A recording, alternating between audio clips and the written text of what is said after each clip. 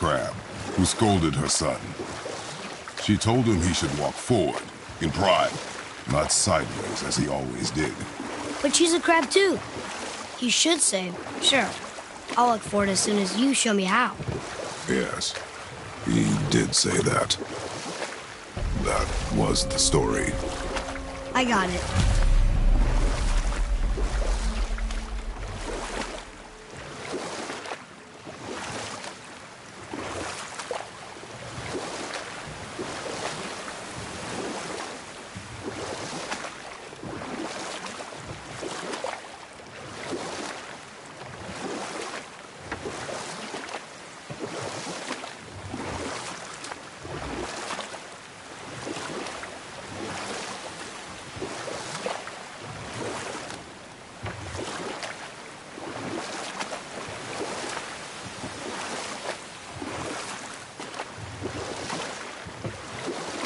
We can dock the boat here.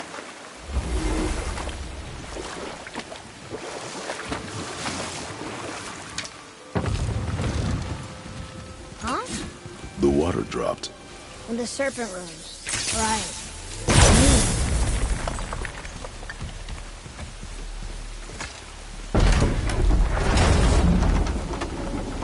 I know she's really powerful, but you really think the witch can bring a head back to life? She seems competent in her craft, and we have nothing to lose. If she can't bring it back to life, can we keep the head? No. But you may feed it to the fish. Okay.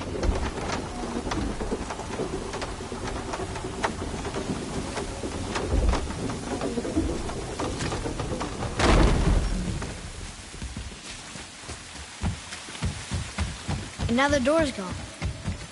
The witch's turtle must be standing up. So how do we get back up there?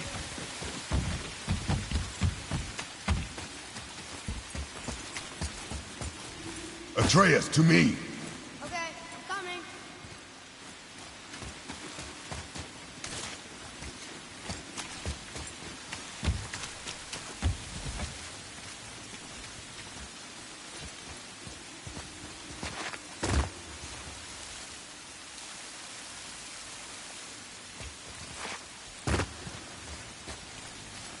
She must have some way of getting back to the surface when the turtle's standing. Keep looking.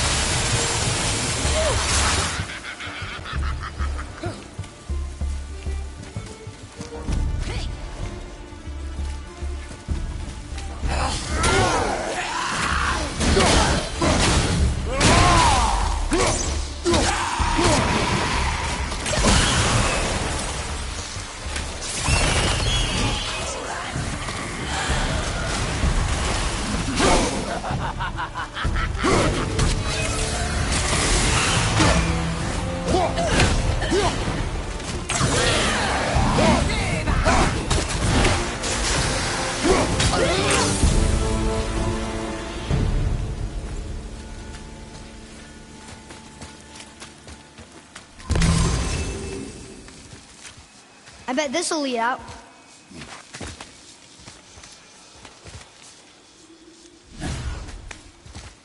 Turn back Aesir. Guess the gods aren't welcome here.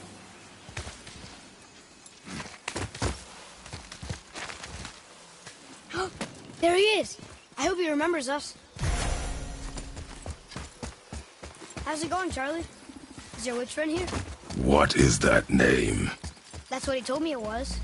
Well, it sounded like in my head anyway. Charlie.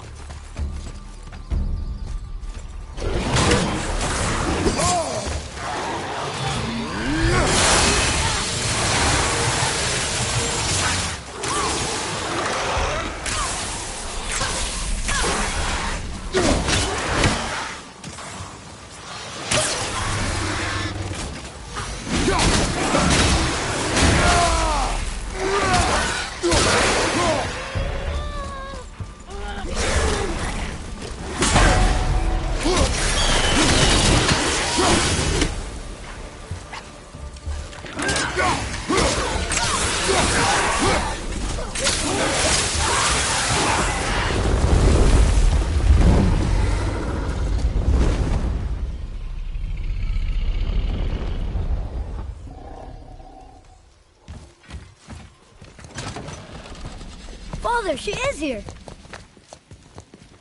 It's so good to see you again. I knew you weren't dead. Hello. Oh, can you bring a head back to life? I'm not sure I understand what... Wait. Where did you get those? The arrows. Give them to me, now. They were a gift. Do as she says, boy. These arrows are dangerous. They're wicked. You find any more, you destroy them, understand? Do you understand? Say it! I understand. If I see them, I'll destroy them. It's all I ask. Forgive me. Please, take my arrows in their place. I have no need for them anymore.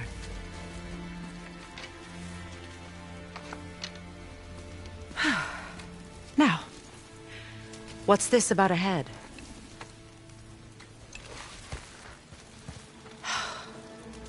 Do you have any idea who this is? Did you kill him? At his request. He claimed you could revive him. Me? Are you sure you heard him right? Please? Take him to the table. Himmler. It's been a long time since I've practiced the old magic. Hold him there. Let's have a look. Well, thankfully his head hasn't decayed much and his brain is still intact. Nice clean cut. Cutting off his head of all people. I sure hope you know what you're doing. Now, hold his head under the water and don't let go. I mean it.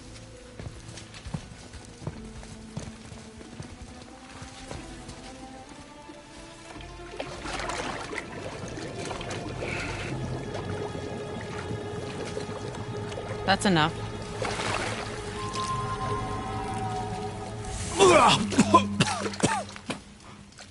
It worked! Let me see him. Mimir? You there? Yes. Good. Oh. Hello, Freya. Been a long time. You look well. What I did for them. As far as I'm concerned, death suits you better. I'd bow if I could, Your Majesty. Forgive me. Had I known the witch in the woods was Freya herself, I never would have suggested this. Freya? The goddess Freya? You didn't know either? Sorry. When word gets out that Mimir is free, the wrath of Odin won't be far behind. You are God. Leader of the Vanir, once, yes. But no longer. You did not think it important to tell me. Are you really going to lecture me about that? We are leaving, boy. But... Now. You're welcome!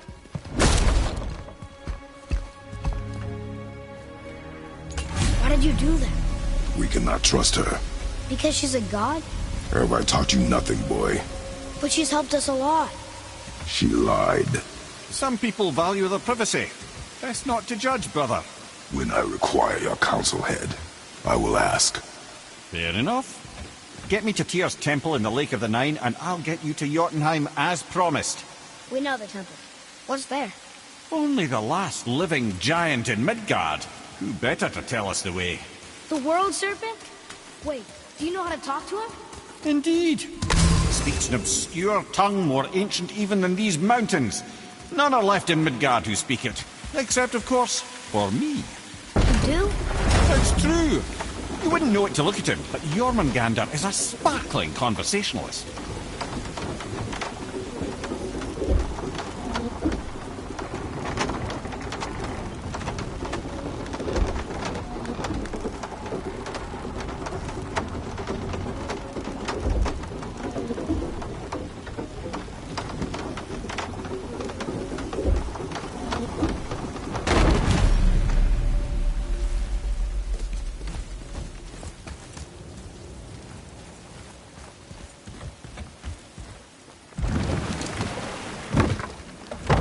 So, Mimir, why did Freya spit in your face? No. Speak of Baldur. He claims nothing harms him. Aye, Baldur is blessed with invulnerability to all threats, physical or magical. The boasting of a god. Everyone has a weakness. Not him, I'm afraid. Baldur is blessed with invulnerability to all threats, physical or magical. You just said that, Mimir. Did I? What is the source of this power? Well, as I recall, it involved, a spell? Mimir? Parts of my brain must still be coming back to life. Just need a moment to finish waking up. Hope he's not broken.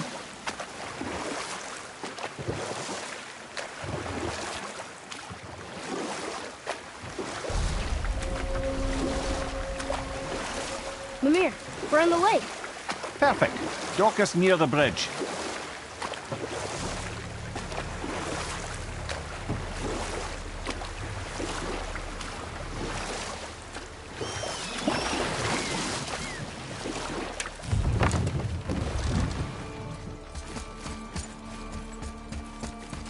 Ed, how do we speak to the serpent?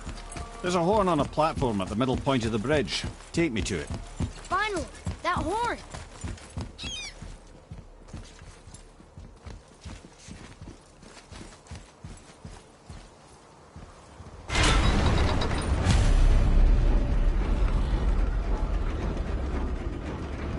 Good. Now put my lips to the horn.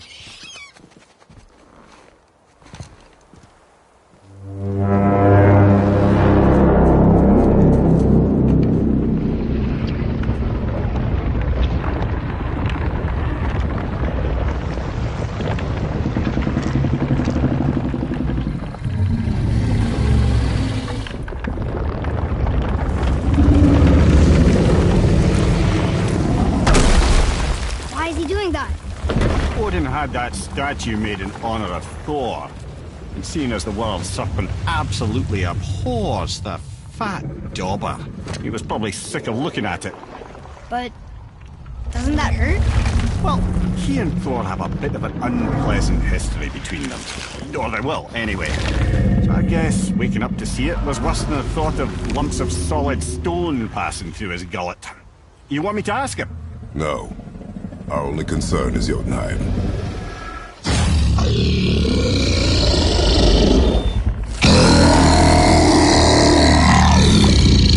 All right, wish me luck. Ooh, ha, ha, ha. You and me.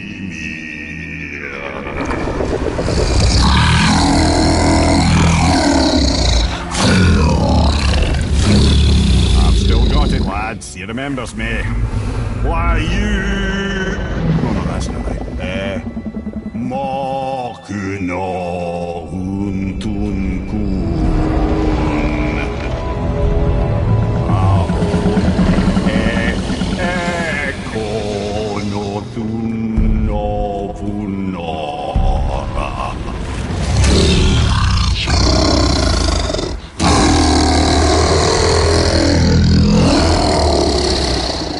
He knows the pain of your loss.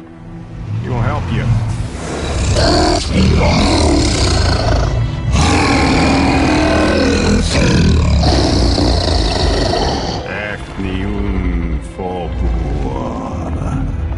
Curious. What is it? Oh, nothing to be concerned about. What is he doing? Making sure we're heading in the right direction. Listen closely now. We need two things to get us into the land of the giants. First, we need to learn the travel rune that opens realm travel to Jotunheim. Second, we need to carve that rune into the special gateway. That one on the peak where we first met you? Correct. Except the giants, in their infinite wisdom, saw to it that no ordinary chisel would do the job. Only the tip of a magical chisel opens that gate. Luckily, I know where it is. And it's not far. You looked kind of mad for a moment there. Now that, you thought I said you were friends of Odin. You'll forgive me. I've never spoken the ancient tongue sober.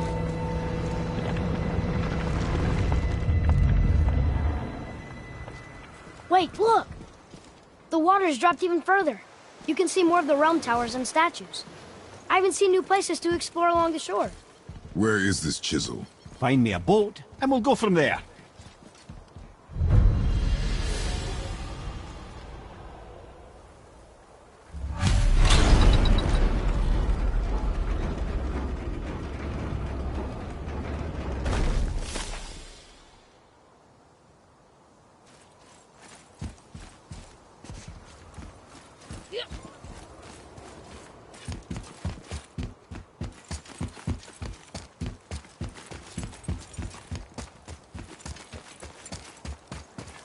So when we get to the boat, we can either look for that special chisel now, or go exploring for a little while.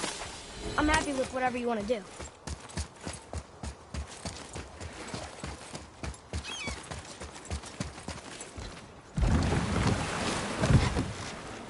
Which way to the chisel? Boat under the bridge, keep rowing towards the statues of the oarsmen, then thread past between them.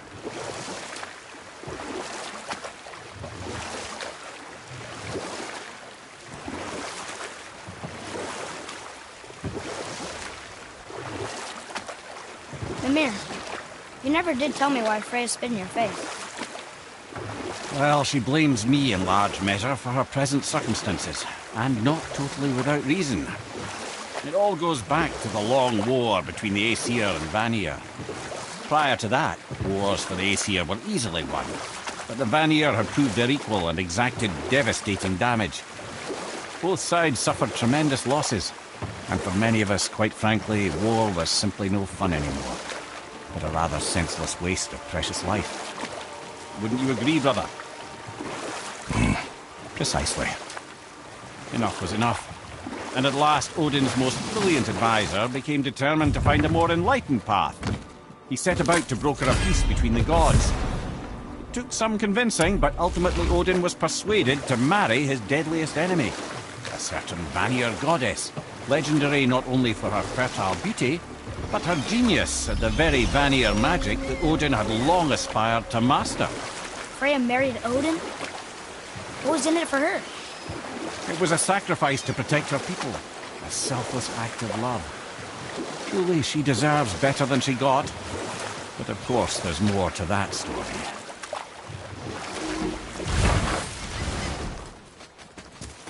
Ulfik, you were taken from this realm too early. Good. The special chisel is ahead, past this gate.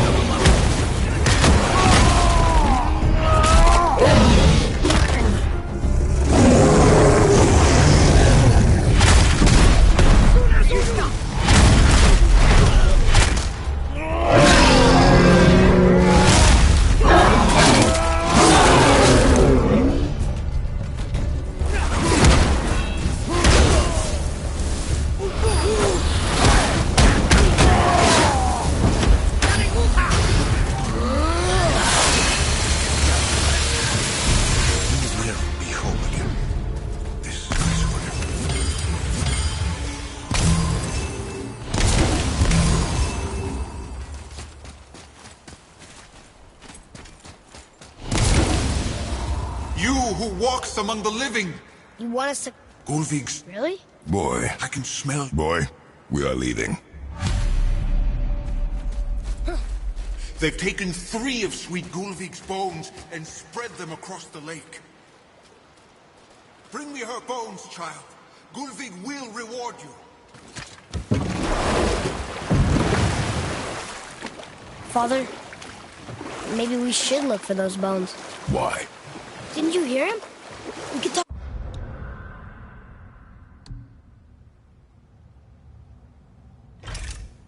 to Mom again. If we keep an eye out Look while... at this chisel we seek. What is it? I'm glad you asked, actually. I have just the story for you. There was a giant once named Thamur. A very giant, who, despite his mountainous size, was without question the greatest stonemason this world had ever seen. Proud Thamur hoped to one day pass his vast knowledge on to his son. But young Hrimthur had the heart of a warrior. Perhaps the father had too much fear in him, or the son too little. Either way, the quarrel of theirs spiraled out of control, and the overworked stonemason, bonk, struck his son. Hrimthur ran off into the night. Feeling shame and regret, Thamur chased after his son, but in his emotional state soon found himself wandering Midgard, lost and alone. Sadly, he caught the eye of the one person he didn't want to meet alone that night, so far from home. door. And? What happened next? You'll see.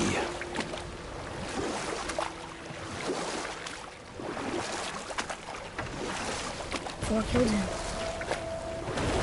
Oh no. He fell in a village? Aye. When Thamur fell, he crushed a charming place famed for worshipping the Vanir god Njord. Thor always took credit for planning that one. The truth is, the sweaty ballbag just got lucky.